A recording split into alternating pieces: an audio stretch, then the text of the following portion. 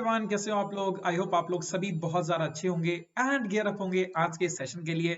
So guys, आज हम लोग बात करने वाले हैं, जैसा कि आप देख ही सकते हैं, we gonna talk about polity and again कुछ हम क्वेश्चंस लेंगे।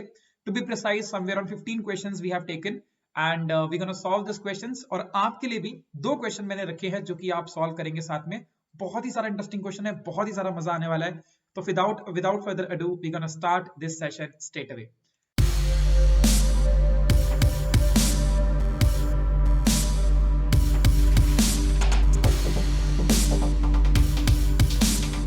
Alright, let me just switch off my video जिससे कि आप लोग से डिस्ट्रैक्टेड ना महसूस करें, ठीक है। And let's get to the point. अच्छा, जिनको नहीं पता, the one who are new to this particular channel, therefore just want to tell you guys, this is a brief introduction about myself. These are a few exams which I've cracked, और इसके अंदर अगर देखा जाए तो ये 3 exam and this examination as well is particularly talking about the GS या GS background के regarding। बाकी सब में कुछ technical portion भी आता है, that you can see or you can basically judge me on that perspective। And I am also having some decent experience in teaching as well.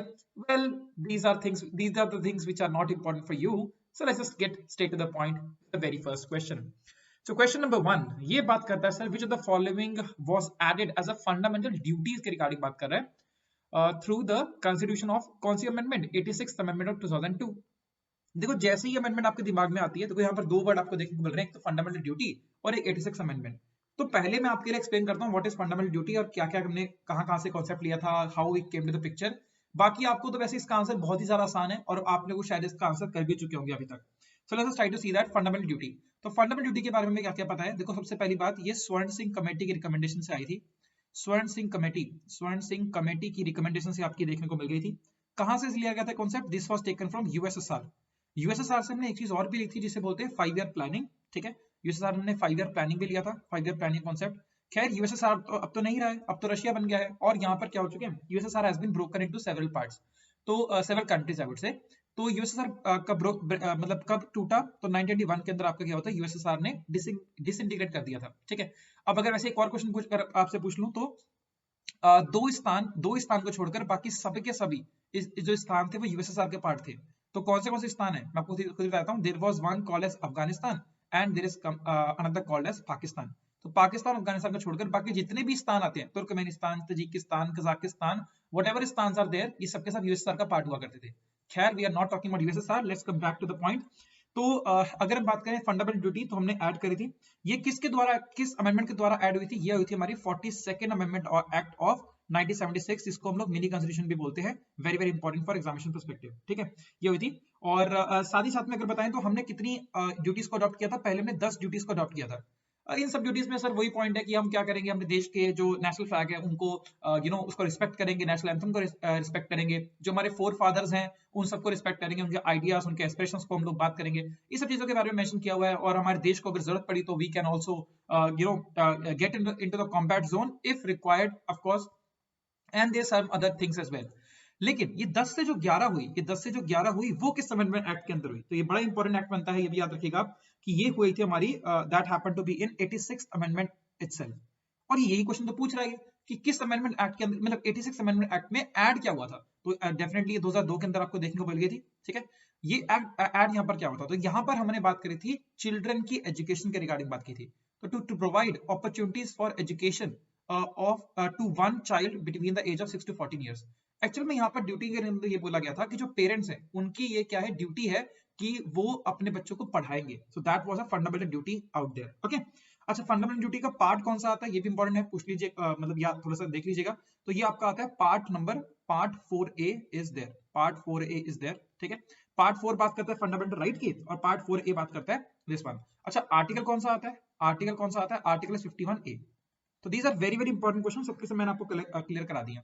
अच्छा, बाय द वे अगर हम बात करें फंडामेंटल राइट्स 7 राइट थे पहले के पहले, ये 6 हो गए। आपको पता है राइट टू प्रॉपर्टी जो है उसको फंडामेंटल राइट से हटाकर उसे एक लीगल राइट बना दिया गया था अंडर आर्टिकल नंबर 300A। ये सब आप लोग से जानते हो। अब आप मुझे फटाफट से मुझे इतना बता दो कि किस अमेंडमेंट एक्ट के अंदर हुआ था। 7 फंडामेंटल राइट से, actually fundamental right to freedom मुझे बोलना चाहिए। तो फंडामेंटल राइट टू फ्रीडम जो थे, फंडामेंटल राइट टू फ्रीडम वाले जो है राइट्स है, ये 7 से 6 किस अमेंडमेंट एक्ट के अंदर हुए थे। तो 1978 is something which I am writing, ये साल मैंने आपको बता दिया, एक्ट आप बताएंगे कौन सा वाला है। अभी आंसर करो, अभी आंसर करो, ठीक है, इंटरेक्टिव होनी चाहिए तभी सारा मजा आता है। Okay, next question, which one of the following articles of the constitution protects a person against a double jeopardy? Very easy question, double jeopardy हो जाए, या फिर अगर बात करें हम लोग की x post facto criminal legislation, S post facto criminal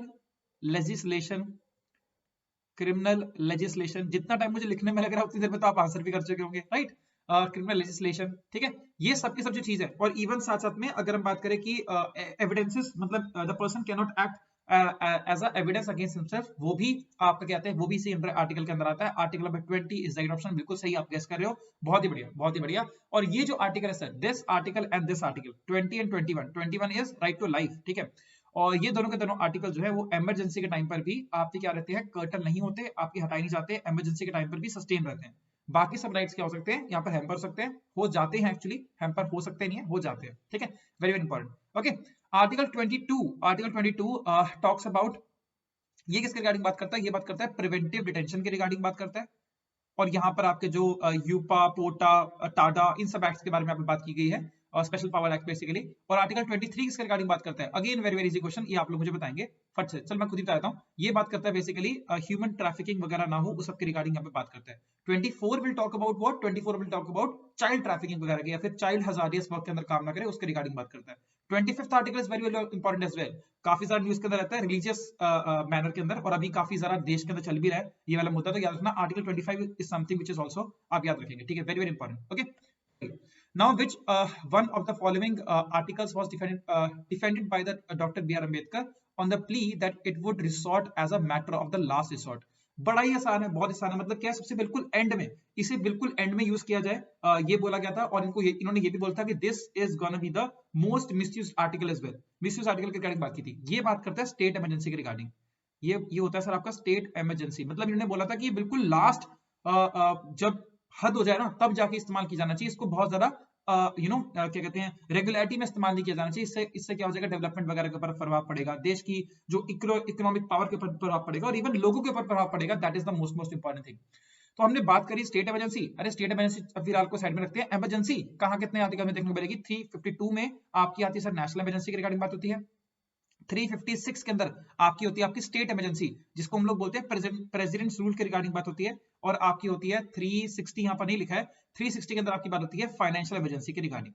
financial emergency हमारे देश में एक बार भी नहीं लगी है, स्टेट प्रेसिडेंट रूल तो आपको पता ही है, काफी बार लग चुका है, और नेशनल इमरजेंसी भी हमारी लगी हुई है, 3 बार आपको देखने को मिलेगी, 2 वॉर टाइम पे और एक आपकी नॉन वॉर टाइम के ऊपर, जो कि इंटरनल डिस्टर्बेंस का क्लॉज इंदिरा गांधी जी ने क्या कहते हैं अप्लाई करके उसको लगाया गया था। 1975 के आसपास लगी थी, 1976 के आसपास भी वो सस्टेन्ड मैनर में चलती रही, ठीक है, ऐसे करके वेरी वेरी इंपॉर्टेंट। और जो वॉर थे 1971 एंड आपके 1965 war with China, okay very good. चलो, all right, what is the ground on which the Supreme Court can refuse relief under the Article 32? very easy question, again very easy question। मैं चाहता हूं कि आप ये question का answer आप कीजिए, है ना, ये क्वेश्चन का आंसर आप कीजिए। आर्टिकल 32 को बोलते हैं राइट टू कॉन्स्टिट्यूशनल रेमेडीज के रिगार्डिंग बात करते हैं, कॉन्स्टिट्यूशनल रेमेडीज। इन्होंने डॉक्टर बी आर अम्बेडकर ने इनको बोला था heart and soul of Indian constitution, heart and soul of Indian constitution बोला था, because it's very very important right, Indian constitution बोला था, ठीक है। साथ साथ में यहाँ पर क्या होता है, रिट्स का कॉन्सेप्ट होता है। What are writs? Writs are nothing but orders. वो कौन इशू करता है? देखो ये 32 के अंदर मेंशन किया गया है आपका सुप्रीम कोर्ट के बारे में, हाई कोर्ट की रिट भी अलग से होती है, will talk about something other, है ना, हम किसी और टाइम पे बेसिकली बात करेंगे। रिट्स और ऑर्डर्स इशू करते हैं, डायरेक्शंस इशू करते हैं, इसको डायरेक्शन बोलते हैं, ये आपका सुप्रीम कोर्ट इशू करेगा टू द, मतलब जो भी कंसर्न डिपार्टमेंट है उनको यहाँ पर इशू करेगा। अब यहाँ पर रिट्स कितने प्रकार की होती है, देखो काफी सारी रिट्स होती हैं। एक होती है आपकी हेबस कॉर्पस, ठीक है, देन होती है आपकी रिट ऑफ मैंडमस, ठीक है, देन आपकी होती है सर्शोरारी, देन होती है आपकी प्रोहिबिशन, देन होती है आपकी there is one other called as quo warranto, right. अब इनको दोनों को बोलते हैं, सर्शोरारी एंड प्रोहिबिशन को बोलते हैं intra court writs. Very very important question, intra court writs, because ये कोर्ट से संबंधित होती हैं, हाँ, इंट्रा कोर्ट रिट्स, या फिर इसको बोलते हैं सिस्टर रिट्स पे बोलते हैं, ठीक है। ओके, देन आपकी जो रिट ऑफ मैंडेमस है, ये किनके ऊपर एप्लीकेबल नहीं होती? प्रेसिडेंट और गवर्नर के ऊपर एप्लीकेबल नहीं होती, इसके अलावा हर जगह पर एप्लीकेबल होती है। अब ये सब रिट्स होती है, एक बार हल्का हल्का आप देख लीजिएगा, because examination point of view से बहुत ज्यादा इंपॉर्टेंट क्वेश्चन है। ठीक है। एंड बाय द वे इस क्वेश्चन का आप आंसर करेंगे बिल्कुल, कमेंट के अंदर आपने आंसर कर ही दिया होगा, बहुत सारा आसान क्वेश्चन है, not a very difficult question to answer. ठीक है, चलिए। First delimitation commission India was constituted in, ये थोड़ा सा ट्रिकी सा क्वेश्चन है बिकॉज डीलिमिटेशन कमीशन है क्या पहले से समझना पड़ता है। तो देखते जरा डीलिमिटेशन कमीशन बेसिकली है क्या। डीलिमिटेशन कमीशन देखो क्या है, ये से बोलते हैं आपकी एक तरह से बाउंड्री कमीशन भी बोलते हैं, इसका दूसरा नाम है आपका बाउंड्री कमीशन भी इसको बोलते हैं। वो क्यों बोलते हैं, देखो ये क्या करता है कि हमारे देश के मतलब जो फॉर एग्जांपल स्टेट है, तो स्टेट की boundary, for example let's consider a state to be like, let's take example of Punjab and let's take example of UP. क्यों बता रहा हूं अभी समझ आ जाएगा आपको। तो क्या है कि पंजाब की कितनी पॉपुलेशन, कितना पॉपुलेशन का कंट्रीब्यूशन है to the population of the country, मतलब हमारी जो टोटल पॉपुलेशन है उसका कितना परसेंटेज पंजाब से आता है। तो इसके प्रोपोर्शन में क्या होता है कि जो आपकी लोकसभा होगी या फिर आपकी राज्यसभा होगी, वहां पर क्या होगा, पंजाब से आने वाले जो मेंबर्स हैं उनकी भी सीट्स क्या होंगी, यहाँ पर क्या हो जाएंगी, फिक्स हो जाएंगी। उनकी सीट्स भी क्या हो जाएंगी, फिक्स हो जाएंगी कि मान लो 2 से 3 लोग यहाँ पर आपके क्या कहते हैं आपके असेंबली में आने वाले हैं, कहां से, पंजाब से, या फिर आप कह सकते हैं यूपी से, ऐसे करके मतलब स्पेसिफिकली हो जाएगा। तो क्या हो जाएगा, पॉपुलेशन के बेसिस के ऊपर आपके कितनी रिप्रेजेंटेशन होने वाली है in the houses, in the parliament, उसको फिक्स किया जाता है डीलिमिटेशन कमीशन के अंडर। अब ये कितनी बार आई है सर पिक्चर में, तो मैं आपके लिए लिस्ट लगा रखी है। सबसे पहले बार फॉर्म हुई थी 1952 के अंदर, ठीक है। देन इट वाज उसके बाद 1963, 73, 2002 एंड अब देखो अभी क्या है ना, ये under 84th amendment act of 2002, इसके अंदर क्या कर दिया गया, इसे एक्सटेंड कर दिया गया। कब कि 2026 के अंदर अब आपकी क्या होगी, डीलिमिटेशन बनेगी, डीलिमिटेशन कमीशन बनेगी, ऐसा यहाँ पर बोल दिया गया। अब ऐसा क्यों बोला गया, उसका भी एक पर्टिकुलर रीजन है, पहले जरा देख लेते हैं। तो जब भी मैंने को बोला ना कि जो रिप्रेजेंटेशन होगी वो पॉपुलेशन के बेसिस पर होगी, तो जैसा कि आप देख सकते हैं यहाँ पर 1951 का सेंसस जो था, वहां पर आपकी उसको बेस मानकर यहाँ पर बोला गया कि जितनी रिप्रेजेंटेशन जिस स्टेट की है उस हिसाब से हम लोग क्या करेंगे, उनको रिप्रेजेंटेशन देंगे, ऐसा करके। तो यहाँ पर उस टाइम पर लोकसभा सीट्स भी यहाँ पर मेंशन की हुई है। देन यहाँ पर ये आपका 1961 के सेंसस पे हुई, ये 1971 के सेंसस पे हुई। 1971 का सेंसस के बारे में खासियत है, क्या आप लोग जानते हो क्या खासियत है, क्या खासियत है, पॉपुलेशन के बेसिस पर अगर आपने सेंसस वाला डाटा पढ़ा होगा, therefore you must be knowing about it. ठीक है, चलो आपके लिए क्वेश्चन छोड़ता हूँ, एक अगेन ट्रिकी सा क्वेश्चन है, इंटरेस्टिंग सा क्वेश्चन है, मजा आएगा आपको। और यहाँ पर क्या है, 2021 के सेंसस के ऊपर बेस होगी, अभी 2021 का सेंसस हुआ नहीं है। तो ऐसा क्यों हुआ कि इसको एक्सटेंड कर दिया गया, delimitation is to be done after 2026, है ना, इफ नॉट पोस्टपोन, मतलब इसे और भी पोस्टपोन किया जा सकता है। ऐसा क्यों बोला गया कि यार अभी 2002 के बाद इतना लंबा टाइम वेट करना पड़ेगा, तो 26 तक क्यों वेट करें हम लोग, ऐसा क्यों हो गया। देखो हुआ ये कि देखो यहाँ पे लिखा भी है मैंने, this was mainly done as states which has implemented family planning। तो क्या किया सर, कुछ लोगों ने, कुछ स्टेट्स ने बेसिकली क्या करी, फैमिली प्लानिंग स्ट्रेटजीज वगैरह अपनाई, जहां पर उनकी पॉपुलेशन क्या होगी, कंट्रोल होगी। For example states like Kerala, Tamil Nadu and Punjab, मैंने इसलिए आपको पंजाब का एग्जांपल दिया था। तो पंजाब के अंदर फैमिली प्लानिंग हो गई है, मतलब क्या है, वहां पर पॉपुलेशन इतनी ज्यादा इंक्रीज नहीं कर रही है। तो अब क्या हो गया, अगर हम लोग इस टाइम पर हमारा सेंसस कराएंगे, या इस टाइम के सेंसस हम लोग चेक करने की कोशिश करेंगे, या फिर हम कोई पुराना सेंसस का डाटा भी चेक करने की कोशिश करेंगे, तो उसमें क्या होगा, पंजाब की पॉपुलेशन का percentage to the overall population of India वो क्या हो जाएगा, कम हो जाएगा। तो फिर क्या होगा, जितनी सीट्स इस टाइम पर पंजाब के पास हैं, वो सीट्स क्या हो जाएगी, लूज कर जाएगा। तो यहाँ पर लिखा भी हुआ है, would stand to lose many parliamentary seats representation and the states with the poor family planning programs, वो तो सर जग जाहिर है, आपको पता ही है। और हायर फर्टिलिटी रेट्स, इसके अंदर एग्जांपल क्या है, यूपी, उत्तर प्रदेश, बिहार, राजस्थान, मतलब यूपी उत्तर प्रदेश हो गया, तो बिहार, राजस्थान, तो ये बोला जाता है। और इवन बंगाल भी, ऐसे वेस्ट बंगाल भी लिख लेना यहाँ पर, West Bengal is also example. तो ये बोलते हैं कि अगर कोई भी party, for example let's take example of BJP और Congress, whatever example that you want, तो क्या होगा, अगर मान लो वो बिहार, यूपी, राजस्थान और वेस्ट बंगाल इन 4 जगह पर जीत जाती है, तो ऑटोमेटिकली क्या हो जाएगी, उसका वर्चस्व, या फिर कह लो कि उसकी जो मेजॉरिटी हो जाएगी वो लोकसभा में हो जाएगी। तो बाकी सब स्टेट्स का कोई ज्यादा रोल बचेगा नहीं, because majority of the population, majority of the seats जो है वो यहीं से आपकी आ रही है। तो थोड़ा सा ये वाला चीज ना हो जाए कि सेंट्रलाइज तरह का सिस्टम हो जाए, तो ये नहीं चाहने के लिए इससे क्या कर दिया गया, यहाँ पर अब इसको एक्सटेंड कर दिया गया कि 2026 के बाद देखा जाएगा, अगर पोस्टपोन नहीं हुआ तो 2021 के सेंसस के डाटा के हिसाब से वील ऑफ कोर्स सी कि कितनी रिप्रेजेंटेशन किसको देनी है। ठीक है, ऐसे करके। ऑलराइट, चलिए।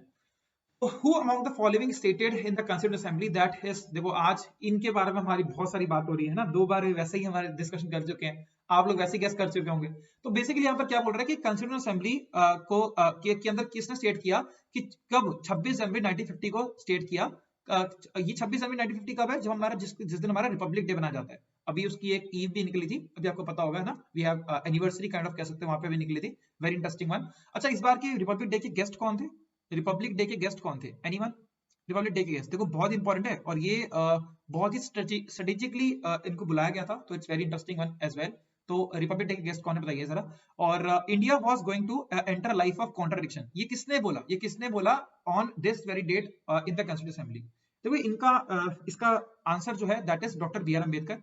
इन्होंने ऐसा क्यों बोला था, ये भी बड़ा इंटरेस्टिंग सी कहानी है, बिकॉज देखो ये आपको पता है doctor B R Ambedkar was very very famous for working towards the people who are not belonging to a very good economic backgrounds। मैं स्पेसिफिकली बात करता हूँ दलित्स के रिगार्डिंग उन्होंने बहुत सारा काम किया। तो इनका मानना यह था कि यार जो दलित दलित जो सेक्शन के सोसाइटी के लोग हैं, उन्हें ऑन पेपर तो बहुत ज्यादा मतलब बड़ा ही चीज मिल रही है, दैट इज इक्वालिटी, जो कि आज से पहले नहीं मिली थी, राइट। तो इक्वालिटी के रिगार्डिंग ऑन पेपर तो बात की जा रही है, बट स्टिल वो ऑफ पेपर अगर देखा जाए तो यार वो ऐसी किसी भी प्रकार की इक्वालिटी एग्जिस्ट नहीं करती। तो equality in terms of let's take example of opportunity that has been given to them, but problem क्या आ रही है कि जो इक्वालिटी आपको मिलनी चाहिए थी ऑन सोशल बैकग्राउंड, है ना, कहीं भी जा सकते हैं, कहीं भी खा सकते हैं, उस टाइप की आपकी जो क्या कहते हैं आपकी जो इक्वालिटी है दैट वाज मिसिंग। तो इसलिए उन्होंने बोला था कि India is going to enter life of contradictions, है ना, कि क्या सही क्या गलत समथिंग लाइक दैट, ठीक है, ऐसा करके। अच्छा डॉक्टर बी आर अम्बेडकर के कुछ और भी बात कर लेते हैं, थोड़ी सी इंपॉर्टेंट से इंसान है तो थोड़ा सा देख लेते हैं इनके बारे में। देखो ये जो है डॉक्टर बी आर अम्बेडकर, ये आपके ड्राफ्टिंग कमेटी के भी यहाँ पर क्या थे, हेड थे, जिनके साथ इनके साथ में और भी यहाँ पर 6 मेंबर्स है, ड्राफ्टिंग कमेटी के हेड थे। वेरी वेरी इंपॉर्टेंट याद रखना, ये चेयरपर्सन थे ड्राफ्टिंग कमेटी के। अच्छा थोड़ा सा अगर हिस्ट्री में और जाए तो डॉक्टर बी आर अम्बेडकर ने, अच्छा इनको बोलते हैं father and architect of Indian constitution बोलते हैं, father oblique architect of Indian constitution इनको बोलते हैं। बहुत इंपॉर्टेंट क्वेश्चन है, कई बार आपका आ चुका है पेपर में। और इन्होंने अगर हम बात करें तो हिस्ट्री पॉइंट ऑफ व्यू से इनका एक वीकली पब्लिकेशन होता है, उसका नाम क्या था आपका, मूक नायक करके इनका वीकली पब्लिकेशन था, ठीक है। ओके देन अगर हम बात करें, इन्होंने इंडिपेंडेंट लेबर पार्टी बनाई थी, इन्होंने लेबर पार्टी ये कब बनाई थी, that happened to be in 1936। इसके अलावा भी बहुत सारी बातें, बहुत सारी चीजें हैं, इनको बाबा साहिब बोलते थे, बहुत कुछ बोलते थे, तो lot of things to study about it, but ठीक है चलो ठीक है। 26 जनवरी 1915, देखो ये क्वेश्चन तो कितनी बार पूछा जा चुका है कि हम 26 जनवरी को क्यों बनाते हैं, ऑल्दो हमारा कॉन्स्टिट्यूशन जो था वो 26 नवंबर 1949 को बनकर रेडी हो चुका था, ठीक है, और इसी दिन को हम लोग बोलते हैं कॉन्स्टिट्यूशन डे के नाम से सेलिब्रेट करते हैं 26 नवंबर को। तो ऐसा क्यों किया गया था, बिकॉज पूर्ण स्वराज की क्या थी, एक एनिवर्सरी आपकी आ थी, पूर्ण स्वराज की मांग की गई थी, कब की गई थी, that happened to be in 1929 के अंदर मांग की गई थी कि 26 जनवरी 1930 से हम लोग क्या करेंगे, इंडिपेंडेंस डे सेलिब्रेट करेंगे। ऐसा किसने बोला था, दैट इज पूर्ण स्वराज की मांग जो की गई थी, that was by Jawaharlal Nehru. तो उनकी तो ये सेकंड नंबर पे उनका नाम लिखा है, जवाहरलाल नेहरू जी का नाम लिखा हुआ है, ठीक है। तो याद रखिएगा, very very important thing. Let's go forward to the next question. Power of supreme court to decide in the case of dispute between the two or more states। अगर एक से ज्यादा स्टेट के बीच में अगर डिस्प्यूट हो गया तो उसके लिए कौन सी टाइप की जुरिसडिक्शन यहाँ पर अप्लाई होती है। अगेन देखो बहुत ही आसान सा क्वेश्चन है, अगर आपको हल्का सा भी बेसिक्स पता है regarding supreme court and all, तो ये सारे की सारी जितनी आपको देखने को मिल रही है, ये सब की सब जो क्या कहते हैं आपकी जो जुरिसडिक्शन है, वो सबके सब आपके सुप्रीम कोर्ट के अंदर आपको देखने को मिल जाएंगी। एडवाइजरी जुरिसडिक्शन हो जाएगा। अच्छा यहाँ पर एक क्या कहते हैं एडवाइजरी जुरिसडिक्शन के अंदर एक कॉन्सेप्ट आता है, जैसे बोलते हैं स्पेशल लीग पिटीशन के बारे में, तो बहुत ही इंटरेस्टिंग से ये कॉन्सेप्ट है। अब लेकिन क्वेश्चन के रिगार्डिंग अगर बात करें तो दैट इज 2 और मोर स्टेट्स। देखो अगर हमारे सेंट्रल के साथ मुद्दा हो या फिर हमारे स्टेट के साथ मुद्दा हो, तो ये यहाँ पर आपके कौन आते हैं, that is original jurisdiction is the answer of this question. Very very easy question, आपको जानते हैं उसके बारे में, ठीक है। तो यूनियन एंड स्टेट्स के बीच का मुद्दा हो या फिर आपका स्टेट्स एंड स्टेट्स के बीच का मुद्दा हो, ये आप कौन कहता है, आपका ओरिजिनल जुरिसडिक्शन के अंदर आपका आता है। ये जो पावर है, ये सिर्फ से सुप्रीम कोर्ट के पास है। और अगर आपसे पूछा जाए कि आर्टिकल कौन सा मेंशन है, तो आर्टिकल नंबर 131 के अंदर आपकी ये ओरिजिनल जुरिसडिक्शन इज मेंशन। अगर हम बात करें, यहाँ पे लिखा नहीं है, चलिए थोड़ा एक मिनट, थोड़ा गड़बड़ हो गया, एडवाइजरी के अंदर नहीं होता, वो एपेलेट जुरिसडिक्शन के अंदर होता है, ठीक है। अपीलिएट जुरिसडिक्शन के अंदर आपका होता है, जिसके अंदर बोलते हैं स्पेशल लीग पिटीशन के बारे में बात की जाती है। ये होता है article number, that is article number 132, ठीक है। इसके अंदर एक आता है आपका स्पेशल लीग पिटीशन का कॉन्सेप्ट आता है। वेरी वेरी इंपॉर्टेंट, याद रखिएगा, बहुत इंपॉर्टेंट है, ओके। तो बाकी तो आई थिंक काफी है ना। Advisory jurisdiction is also there, है ना। Then there is revisory jurisdiction is also there. So there are a lot of things to remember। अच्छा सुप्रीम कोर्ट का अगर हम बेसिक कुछ आपके आर्टिकल पूछ लें, सुप्रीम कोर्ट का आर्टिकल आता है सर आपका 1 to 4 आर्टिकल के अंदर आपका आता है, ठीक है। और अगर हम बात करें इसकी जो क्या कहते हैं सुप्रीम कोर्ट के अंदर जो क्वालिफिकेशन है वो क्या है कि या तो क्या होना चाहिए 5 साल 5 years as a high court जज वो रहने चाहिए।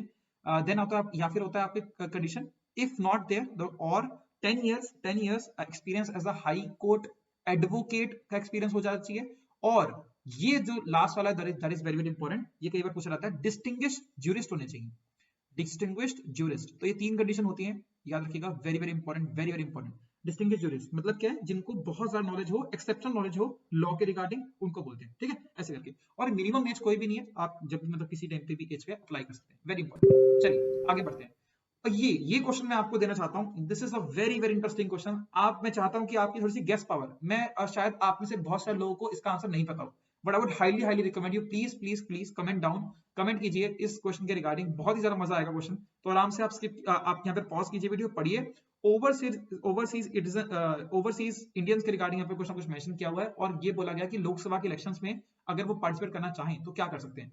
इसके रिगार्डिंग करीबन कुछ 2-3 सालों से गवर्नमेंट ने भी बहुत सारा यहाँ पर काम किया है, तो it's very hot topic kind of रहता है ये, तो हर बार, तो प्लीज थोड़ा सा याद रखिएगा इसके बारे में, बहुत ही इंटरेस्टिंग सा क्वेश्चन है, अटेम्प्ट कीजिए। जो भी यहाँ पर अच्छा आंसर करेगा मैं इसको हार्ट तो दूंगा ऑफ कोर्स, और मैं वहां पर उन्हीं को रिस्पॉन्स में मैं प्रॉपर तरीके से आंसर भी यहाँ पर डाल दूंगा, ठीक है। चलो next question. The power to legislate on all matters relating to the elections of panchayat lies with, very very easy question। देखो पंचायत किसके अंदर आपकी आती है, देखो ये आती है स्टेट लेजिस्लेचर के अंदर आती है, स्टेट लेजिस्लेचर के साथ जो कि 2 पार्ट आपको देखने को मिल जाएंगे, एक को बोलते हैं लेजिस्लेटिव असेंबली, एक को बोलते हैं लेजिस्लेटिव काउंसिल, इसको बोलते हैं विधान परिषद, इसको बोलते हैं विधान सभा, ठीक है, ऐसे करके। अच्छा अगर मैं पूछूं कि आपकी पार्लियामेंट के रिगार्डिंग, अच्छा ये बोला किसके अंदर गया, ये आपके पंचायती राज एक्ट के अंदर आपको देखने को मिल जाएगा। पंचायत के रिगार्डिंग थोड़ी बहुत और बात कर लेते हैं, पंचायती राज एक्ट के बारे में मैंने पूछा तो उसके रिगार्डिंग थोड़ी बात कर लेते हैं। देखो ये जो पंचायती राज एक्ट है, ये आपका 73rd amendment of Indian constitution, जो कि आपकी 1992 के अंदर देखने को मिली थी, उसके अंदर ये फॉर्म हुआ था, ठीक है। और एक 74th constitution amendment act of 1992 के अंदर ही एक और चीज फॉर्म हुई थी, इसे बोलते हैं हम लोग, क्या बोलते हैं, दैट इज क्या कहते हैं, आपकी म्यूनिसिपैलिटीज फॉर्म हुई थी, इसके अंदर आपकी पंचायत फॉर्म हुई थी, ठीक है। म्यूनिसिपैलिटीज को हम नगर पालिका भी बोलते हैं, ठीक है। देन अगर बात करें क्या कहते हैं पंचायत, इसके अंदर कौन सा आपका शेड्यूल था, कौन सा आपका एक्ट था, तो शेड्यूल नंबर आपका 11 था, इसका शेड्यूल नंबर 12 था, ठीक है। और अगर हम बात करें यहाँ पर क्या कहते हैं, या I think pretty much about it, तो ठीक है, शेड्यूल नंबर 11 एंड फाइन इतना भी ठीक है। उसके अलावा अगर हम बात करें कि ओके पंचायत सबसे पहले अगर हम बात करें, अच्छा ये क्वेश्चन आप लोग मुझे बताओगे, डेट आप लोग मुझे बताओगे, मैं अप्रैल लिख रहा हूँ यहाँ पर, ठीक है, अप्रैल इज देयर, पर डेट आप लोग मुझे मेंशन करोगे, पंचायती राज डे किस दिन मनाया जाता है। Again very very interesting question, बहुत ज्यादा पेपर में डायरेक्टली क्वेश्चन पूछा जाता है। अगर हम बात करें पंचायत के बारे में, तो पंचायत आपको 3 बेसिक लेवल पे देखने को मिल जाएगी। सबसे पहले आपका आता है बिल्कुल बेसिक लेवल, जिसे बोलते हैं हम लोग बोलते हैं क्या कहते हैं, आपके ग्राउंड लेवल पे जो आपकी पंचायत होती है, पंचायत आपको देखने मिलेगी। देन आपकी आती है पंचायत समिति आपकी आती है, ठीक है, और मतलब जिसे बोलते हैं ग्राम पंचायत। देन आपकी आती है पंचायत समिति आती है, पंचायत समिति जिसे क्या कहते हैं। उसके बाद सर आपकी आती है जिला परिषद, जिला परिषद को जो हेड करते हैं वो डीएम हेड करते हैं, वेरी वेरी इंपॉर्टेंट, ठीक है। और पंचायत समिति के बारे में ये बोला गया कि पंचायत समिति अगर 20 लाख की पॉपुलेशन से कम पॉपुलेशन होगी तो नहीं बनाई जाएगी, उससे ज्यादा होगी तो ही बनाई जाएगी, ऐसा करके बोला जाता है, ठीक है। तो बड़ी इंटरेस्टिंग है, बहुत इंटरेस्टिंग है, याद रखिएगा, ठीक है। अच्छा एक क्वेश्चन आपके लिए और देता हूँ, बहुत ही अच्छा क्वेश्चन है कि पंचायत के इलेक्शंस कौन कंडक्ट कराता है, पंचायत के इलेक्शंस को कंडक्ट कराता है, क्या वो इलेक्शन कमीशन कराती है, या फिर वो मतलब इलेक्शन कमीशन मतलब मैं नेशनल इलेक्शन कमीशन की बात कर रहा हूँ, या फिर स्टेट इलेक्शन कमीशन कराती है। तो यहाँ पर स्टेट इलेक्शन कमीशन का भी यहाँ पर जिक्र किया हुआ है, इसलिए बता रहा हूँ। तो इन दोनों में से सी या डी ऑप्शन में से कौन सा इसका राइट ऑप्शन है, स्टेट इलेक्शन कमीशन या फिर आपकी election commission of India. Very important question, अच्छी बात है, देखिए sir question, okay. 11th schedule of the power constitution of India distributes the power between, very very easy question. अभी हमने बात करी 11th शेड्यूल किसके रिगार्डिंग बात करता है, हमारी बात करता है पंचायत के रिगार्डिंग बात करता है। तो यहाँ पर पंचायत कहां पर देखने को मिल रहा है, यहाँ पर पंचायत आ रहा है और यहाँ पर पंचायत आ रहा है, अच्छा यहाँ भी आ रहा है, यहाँ भी पंचायत आ रहा है, ओके। तो देखते हैं जरा, तो ये है ग्राम सभा और पंचायत, नहीं गलत है। म्यूनिसिपल कॉर्पोरेशन पंचायत, नहीं म्यूनिसिपल कॉर्पोरेशन के बारे में किसके अंदर बात की है, 74th वाले के अंदर बात की है, और 12th शेड्यूल के अंदर बात की गई, तो ये तो 11th शेड्यूल की रिगार्डिंग बात कर रहा है। तो यहाँ पर क्या होगा, B option is right option, state legislature और पंचायत के रिगार्डिंग जो पावर का डिस्ट्रीब्यूशन हुआ है उसके रिगार्डिंग बात की हुई है। अच्छा बाय द वे आपको पता है ना ट्रिक, दैट इज TEARS, थोड़ा सा गंदा हो गया, एक minute, TEARS OF old PM, so that is the trick, that is यहाँ पर क्या आएगी आपकी टेरिटरीज, एम्बुलेंस, देन आपकी आती है अफर्मेशंस, देन आपकी आती है राज्यसभा की regarding seat allocation, schedule areas, other schedule areas, federal structure, then official language, land reforms, defection act, then आपका पंचायत, देन आपकी municipalities. Very very important, 12 schedule के 12 शेड्यूल आपके सामने है। अच्छा बाय द वे जब हमारा कॉन्स्टिट्यूशन फॉर्म हुआ था तब ये 12 शेड्यूल नहीं थे, तब यहाँ पर 8 शेड्यूल थे, 8 यानी कि ऑफिशियल लैंग्वेज तक आपके शेड्यूल्स थे, alright. Creation of federal court in India was advocated by which of the following acts or commission? बहुत ही इंटरेस्टिंग और बहुत ही इंपॉर्टेंट एक्ट, इस एक्ट का हमारे कॉन्स्टिट्यूशन के अंदर भी ऑलमोस्ट अराउंड 60 से लेकर 70, एक्चुअली 60 नहीं बोलना चाहिए, 70% of constitution is been derived from this particular act only. और उस एक्ट का नाम क्या है, बहुत ही important, government of India act of 1935। तो यार ये कई चीजों के लिए फेमस है।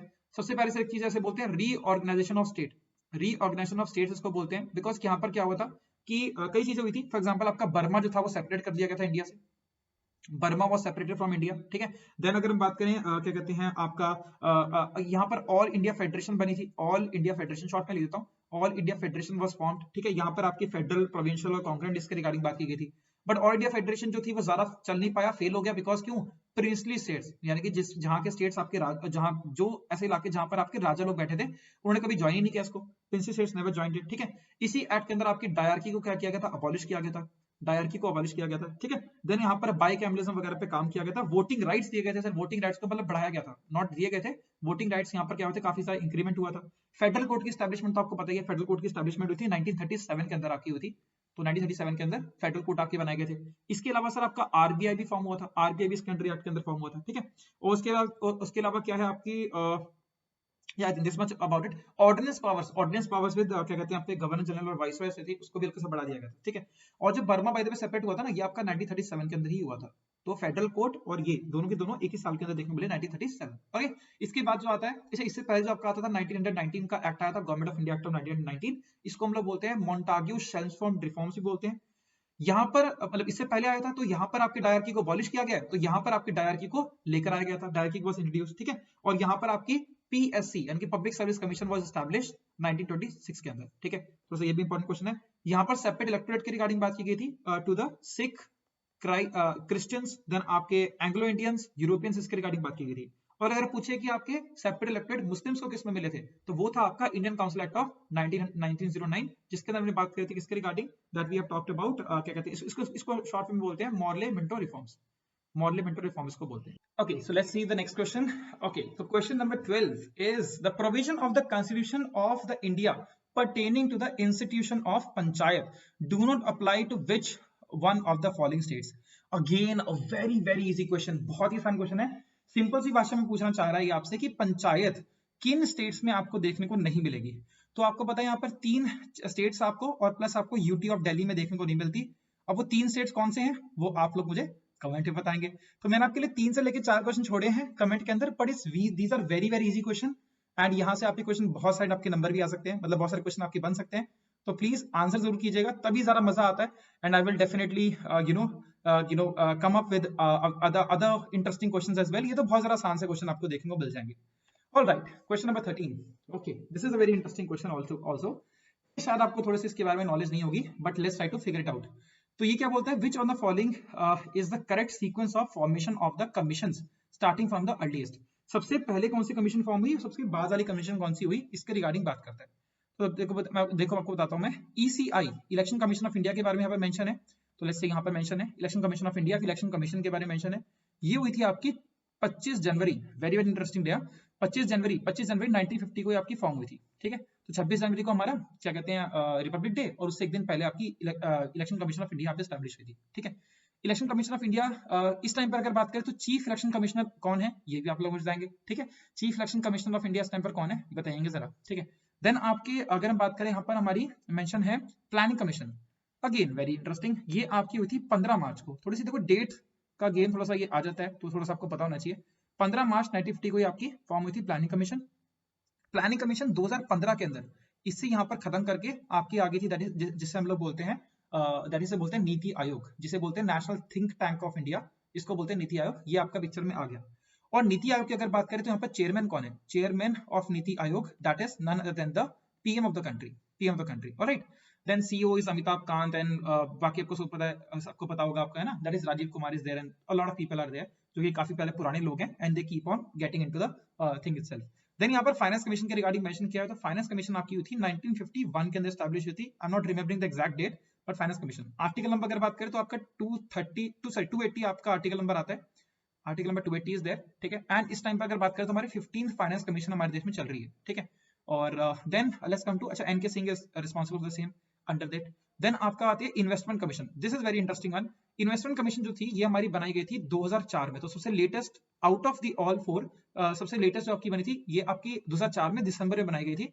और ये इनके जो चेयरपर्सन थे उस टाइम पर that was Ratan Tata. Ratan Tata was a chairperson. इनको बनाया गया था। इन्वेस्टमेंट कमीशन है तो इन्वेस्टमेंट वगैरह को किस तरह से इंप्रूव किया जा सकता है उन सबके रिगार्डिंग बात कर रहे हैं, ठीक है, ऐसे करके। Tata empire was also part of it. अब फटाफट से जरा करते हैं, कोशिश करते हैं। सबसे पहले कौन सी आ गई? इलेक्शन कमीशन ऑफ इंडिया आपकी आ गई है। देन आपकी आ रही है आपकी that is planning commission. Then 51 के अंदर आपकी आ रही है that is finance commission of India, investment commission. तो option number B will be the right option. Very very easy question, let's just move forward. Oh my god, खत्म हो गए क्वेश्चंस, चलो कोई नहीं। सो गाइस आई होप आपको सभी को बहुत ज्यादा अच्छा लगा होगा, बहुत ज्यादा इंपॉर्टेंट से कुछ क्वेश्चंस थे यहाँ पे। I hope you really appreciated. Thank you for watching this video till the very and. If you have any questions, any doubts, please comment down because that I really get sort of a lot of appreciation if by seeing your comment. By the way, there is also a link of a Telegram channel if you guys want to join. We'll see you in the next time. Till then guys, take care. हमेशा की तरह जय Hind. Are we going to set this planet on fire? Yes, sir! How's the George? How's the George? How's the goddamn George?